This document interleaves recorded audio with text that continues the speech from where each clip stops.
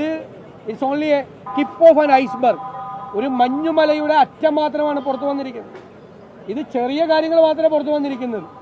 ഇതിനേക്കാൾ ഭീകരമായ കാര്യങ്ങൾ ഈ കോക്കസ്, ഈ ഉപജാപക സംഘം നടത്തിയിട്ടുണ്ട്. കേരളം ഞെട്ടാൻ പോകുന്ന ഗുരുതരമായ കുറ്റകൃത്യങ്ങളാണ് നടത്തിയിരിക്കുന്നത്. അപ്പോൾ ക്രിമിനലുകളുടെ താവളമാണ് മുഖ്യമന്ത്രിയുടെ ഓഫീസ്. അതുകൊണ്ടാണ് ഞങ്ങൾ പറഞ്ഞത് ഒരു നിമിഷം പോലും മുഖ്യമന്ത്രി ആ കസേരയിലിരിക്കാൻ യോഗ്യനല്ല. ഇത് CBI അന്വേഷണത്തിന് വിട്ടുകൊടുത്തുകൊണ്ട് മുഖ്യമന്ത്രി രാജിവെച്ച് ഇറങ്ങിപ്പോണമെന്നാണ് ഞങ്ങൾ ആവശ്യപ്പെടുന്നത്. ഇതിനേക്കാൾ വലിയ ആരോപണം ഒരു മുഖ്യമന്ത്രിക്ക് നേരിടാൻ എന്താ ഉള്ളത്?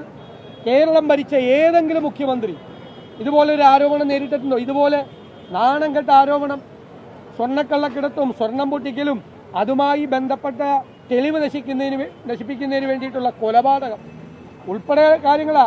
2 കൊലപാതകങ്ങളാണ് ഇപ്പോൾ പുറത്തു വന്നിരിക്കുന്നത്. 2 കൊലപാതകങ്ങൾ, സ്വർണ്ണക്കള്ളക്കിടത്തുമായി ബന്ധപ്പെട്ട 2 കേസിൽ തെളിവ് നശിപ്പിക്കുന്നതിന് വേണ്ടി 2 കൊലപാതകങ്ങൾ ഈ മുഖ്യമന്ത്രിയുടെ ഓഫീസ് ആസൂത്രണം ചെയ്തു എന്നാ പറഞ്ഞിരിക്കുന്നത്.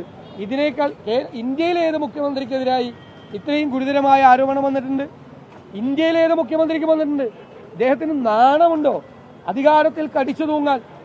ആ പാർട്ടിയിൽ നട്ടലുള്ള ഒരുത്തരുണ്ടോ ഇത് ചോദിക്കാൻ? ഞാൻ CPM-ൽ എത്രയും ഗുരുതരമായ ആരോപണമാണ്. ഇങ്ങനെ ഭയന്ന് കഴിയുകയാണ് അവരെല്ലാവരും.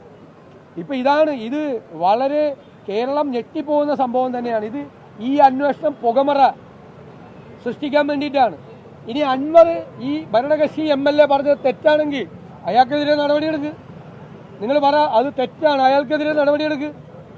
അത് നടപടിയെടുക്കാൻ ധൈര്യമില്ല, പേടിയുണ്ട്.